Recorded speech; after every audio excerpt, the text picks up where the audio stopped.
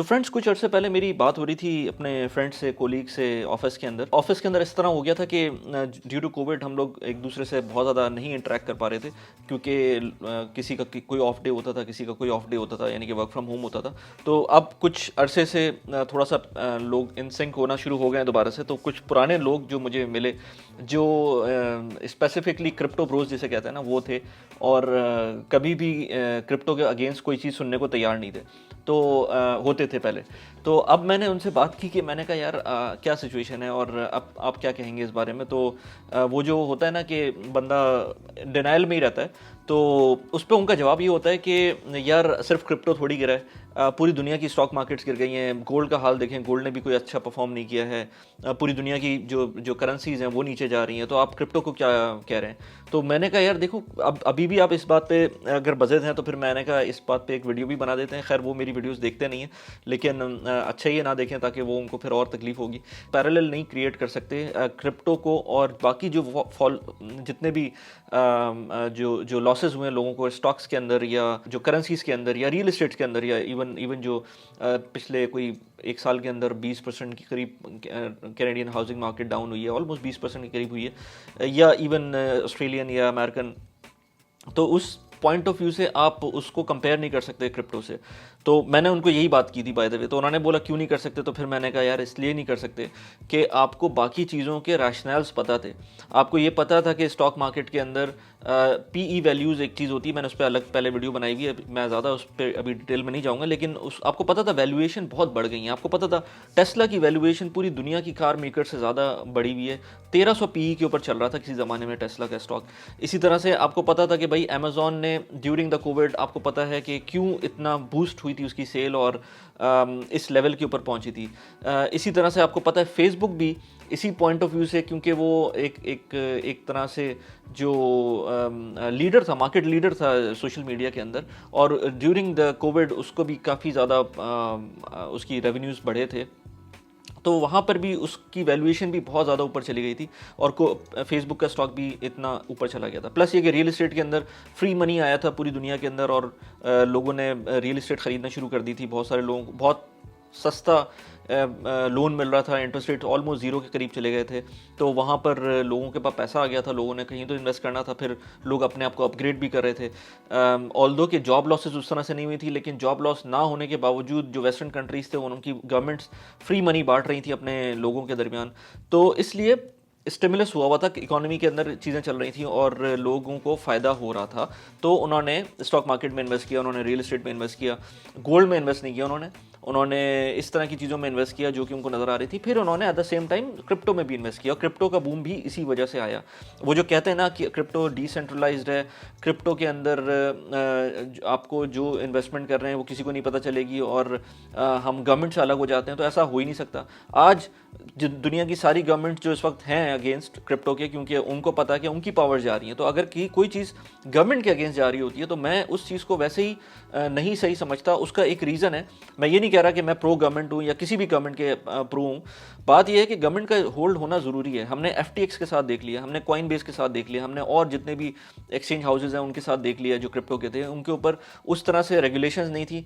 Billion of dollars लोगों के जो हैं वो ज़ाया हुए, लोगों के नुकसान में चले गए। और जो उनके, और इस वक्त भी वर्ज पर है बड़े से बड़ा एक्सचेंज, जो आपको पता है, मैं नाम नहीं ले रहा उसका, लेकिन उसके बारे में भी उल्टी सीधी खबरें आ रही होती हैं। तो मैं तो कहता हूँ भाई सबसे पहले पैसे निकाल लें अपने।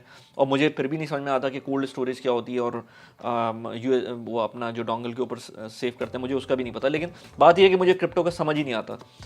अगर कोई क्रिप्टो की एप्लीकेशन होती तो बात होती ना। क्रिप्टो की कोई एप्लीकेशन मुझे तो समझ नहीं आई आज तक। ब्लॉकचेन को मैं भी समझता था कि कोई चीज़ होगी, मुझे अभी तक उसकी एप्लीकेशन समझ नहीं आई। जो एक ज़बरदस्त चीज़ आई है अभी रिसेंटली, वो मैंने उस पर वीडियो भी बनाई थी, ChatGPT के नाम से जो एक ऐप है। और उसके मतलब क्रिप्टो एक साइड कर दें, और एक छोटी सी एप्लीकेशन जो इतनी ज़बरदस्त AI की बेस के ऊपर बनाई हुई है वो एक साइड कर दें, उसके मुझे यूज़र ज़्यादा नज़र आ रहे हैं, उसके फ़ायदे मुझे ज़्यादा नज़र आ रहे हैं कंपेयर टू क्रिप्टो। क्रिप्टो के फ़ायदे होंगे, बिल्कुल होंगे, लेकिन at the same time crypto को फ़ायदा या क्रिप्टो करेंसी को जो फ़ायदा है वो गवर्नमेंट नहीं दिलवाना चाहती हैं। गवर्नमेंट खुद नहीं चाहती हैं कि हम अपने सिस्टम्स को सीमलेस करें और क्रॉस बॉर्डर पेमेंट सिस्टम लेकर आएँ। उसका हल क्रिप्टो नहीं हो सकता। क्योंकि आज कोई गवर्नमेंट चाहे कि हम बैन कर रहे हैं क्रिप्टो को तो वो कर सकते हैं बैन।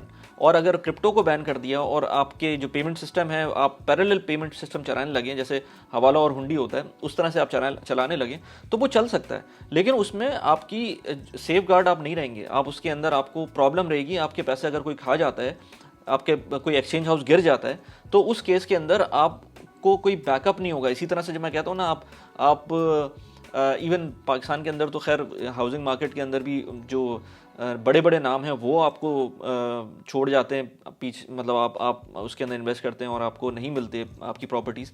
तो ये तो इरेगुलेटेड जो सिस्टम्स हैं, अभी भी देख लें आप, जो पाकिस्तान के जो बड़े बड़े इन्फ्लुएंसर्स हैं वो बड़े बड़े नाम जो एक्सचेंज हाउसेस के हैं क्रिप्टो के, और इसके अलावा भी ट्रेडिंग के, वो उनको स्पॉन्सर्ड चला रहे होते हैं अपने अपने सोशल मीडिया के ऊपर।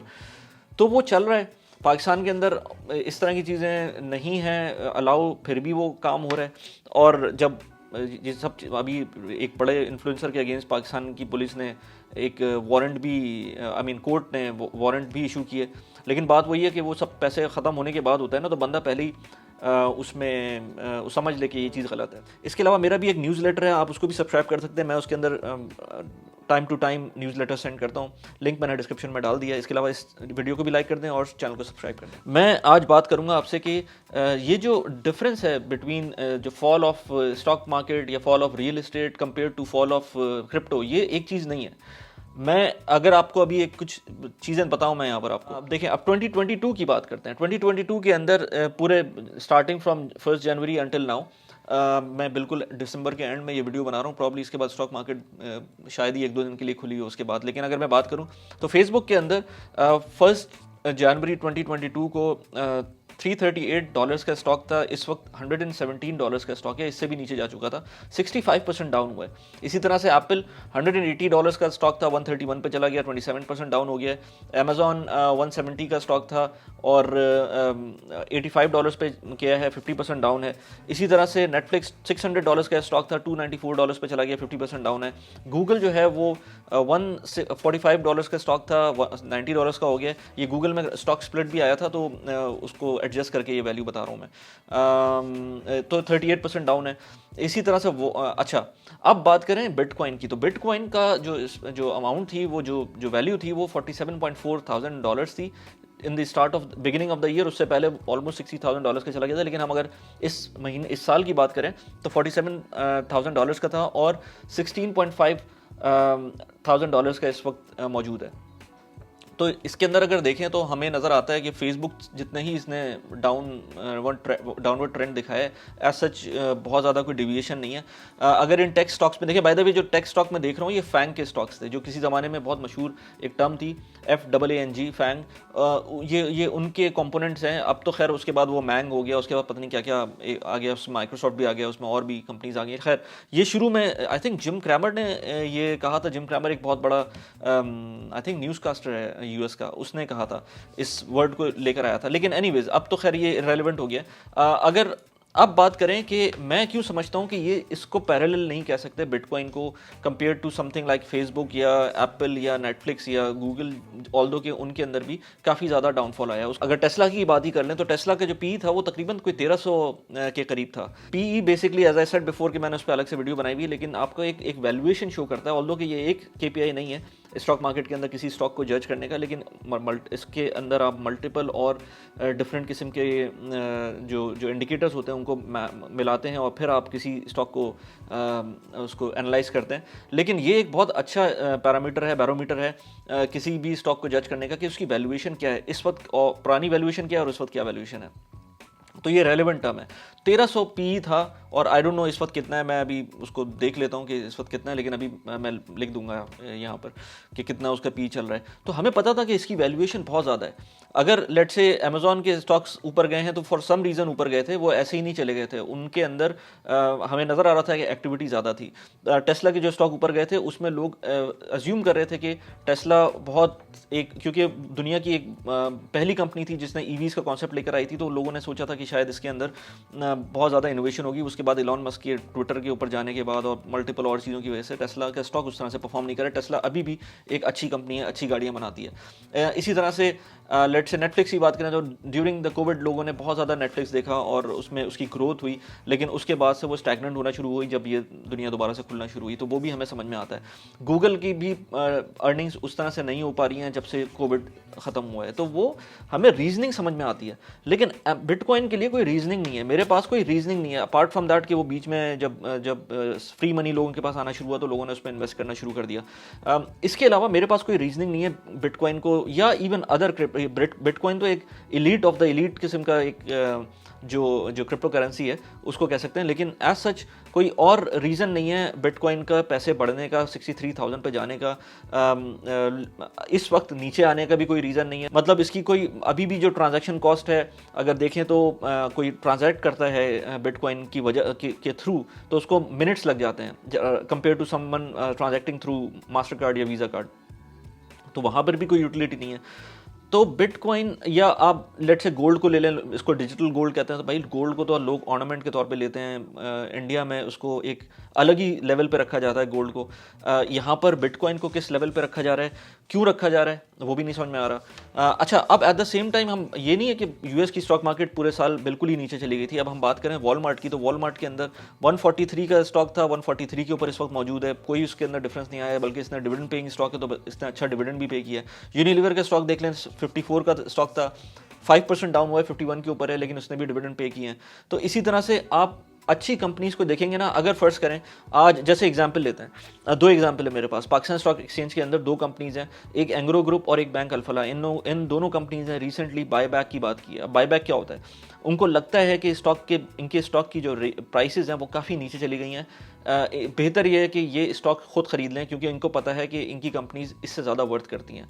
तो दोनों कंपनीज ने, बैंक अल्फला ने और एंग्रो ने, अपने स्टॉक्स खरीदे। वो अलग बात है कि वो ख़रीदने के बाद वो बिल्कुल ऊपर गए और उसके बाद दोबारा, क्योंकि स्टॉक मार्केट का हाल वैसे ही बुरा हुआ है पाकिस्तान के अंदर, तो वो फिर दोबारा से उसी लेवल पर आ गए, लेकिन ख़रीदे उन्होंने। तो इवेंचुअली अगर कोई कंपनी बहुत अच्छी होगी, लेट से ट्विटर की बात कर लें, तो ट्विटर पे एलॉन मस्क ने एक वैल्यू के ऊपर उसको ले लिया और उसके बाद डीलिस्ट कर दिया उसको उसने सारे शेयर्स उसने खुद खरीद लिए एक खास लेवल के ऊपर। तो अगर तो कंपनी को, बोर्ड ऑफ डायरेक्टर्स को, कंपनीज को ये पता है कि यार ये हमारे स्टॉक्स सही वैल्यू पर नहीं है, तो वो खुद खरीद लेंगे उसको। लेकिन बिटकॉइन को कौन खरीदेगा, बिटकॉइन को का पैसे कौन डिसाइड करेगा, किसी भी क्रिप्टो करेंसी के पैसे कौन डिसाइड करेगा और क्यों डिसाइड करेगा? ये तो एक करेंसी है ना। अगर लेट से इसको मैं ट्रांजैक्शन मीडियम कह लूँ, तो भाई मुझे तो एक स्टेबल करेंसी चाहिए। मुझे ये नहीं है कि मैं आज किसी, लेट से मैं यूरो में क्यों इन्वेस्ट करूँ, मैं डॉलर में क्यों इन्वेस्ट करूं? मुझे पता होगा कि डॉलर, हाँ पाकिस्तान में रहते हुए लोग डॉलर इनमें इन्वेस्ट करते हैं क्योंकि उनको पता है कि रुपये का हाल बहुत बुरा हुआ है, लेकिन ग्लोबली लोग जो डॉलर जिनके पास हैं या एक्सेसिबिलिटी है, वो क्यों बिटकॉइन में इन्वेस्ट करेंगे? मेरी समझ में नहीं आता। तो मुझे प्लीज़ कमेंट में लिख के बताएं अगर किसी को पता है जो मैंने चीज़ें बताई हैं उसकी बेसिस के ऊपर, कि भाई जब एक कंपनी के अंदर आप इन्वेस्ट करते हैं तो उसमें रिस्क होते हैं, उसमें पॉजिटिव भी हो सकता है, उसमें नेगेटिव भी हो सकता है। अच्छा, मैंने इससे पहले एक रील भी बनाई थी इंस्टाग्राम के ऊपर, उसके अंदर मैंने कहा था कि कैश इज किंग का ज़माना चला गया है, इनफैक्ट इन्वेस्टमेंट्स का ज़माना भी चला गया। आजकल बात हो रही है cash flow is the king की। तो कैश फ्लो, मुझे स्टॉक्स कैश फ्लो दे सकते हैं, मुझे उनके डिविडेंड्स मिल सकते हैं, मुझे रेंटल प्रॉपर्टी मेरी कैश फ्लो दे सकती है, उसके मुझे डिविडेंड्स मिल सकते हैं, लेकिन मुझे क्रिप्टो करेंसी कैश फ्लो नहीं दे सकती है। या इवन मुझको, जो आप कह लें कि लेट से मैं अगर प्रॉफिट बेसिस के ऊपर कहीं गवर्नमेंट के बॉन्ड्स ले लूँ, वो भी मुझे शायद कैश फ्लो, उसको कह सकते हैं, नहीं कह सकते हैं मुझे नहीं पता, लेकिन उसको भी कैश फ्लो में ला सकते हैं। अच्छा, बिटकॉइन या क्रिप्टो करेंसी के अंदर लोग लेकर आ गए हैं कैश फ्लो को, वो इस तरह से कि लोग कहते हैं कि भाई आपको बड़े अच्छे इसमें रिटर्न्स मिलेंगे। वो रिटर्न्स किस फॉर्मेट में मिलेंगे? वो आपको जब आप स्टेकिंग करेंगे या पता नहीं क्या क्या टर्म्स हैं उसकी, तो उसके अंदर आपको आपका जो लेट से FTT है या इस तरह के जो टोकन्स हैं वो आपको या जो स्टेबल करेंसीज हैं वो आपको 20% रिटर्न देंगी, 25% रिटर्न देंगी, 15% रिटर्न देंगी US डॉलर टर्म्स के अंदर। वो लोगों ने परेशान, जब ये सब कुछ आने लगा तो लोगों ने अपने घर बेच दिया और उसके बाद उसमें इन्वेस्ट किया और वो इवेंचुअली कोलैप्स कर गए। तो वो देखें, इसकी बात करें कि कैश फ्लो की, तो अगेन कोई भी कंपनी भी कैश फ्लो की बेसिस के ऊपर अगर आप ख़रीदते हैं, डिविडेंड्स की बेसिस पे ख़रीदते हैं, वो भी कोलैप्स कर सकती है, लेकिन उसके भी रीजंस होंगे। लेकिन इनका रीज़न क्या है? बनने का।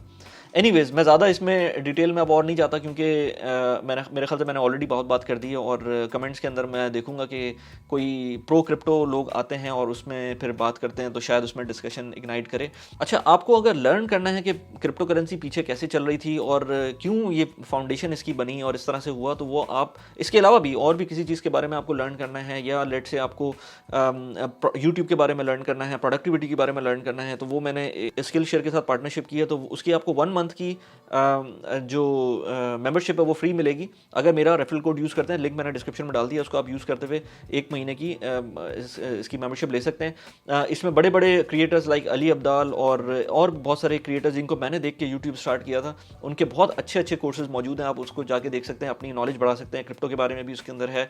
इसके अलावा बहुत सारी उसके अंदर चीज़ें होती हैं, तो आप जाके देख सकते हैं। यूएस के अंदर अगर आपको इन्वेस्ट करना है, यूएस की स्टॉक मार्केट के अंदर इन्वेस्ट करना है, अगर आप यूएई के अंदर रहते हैं, तो सबसे बेस्ट प्लेटफॉर्म है सर्वा का।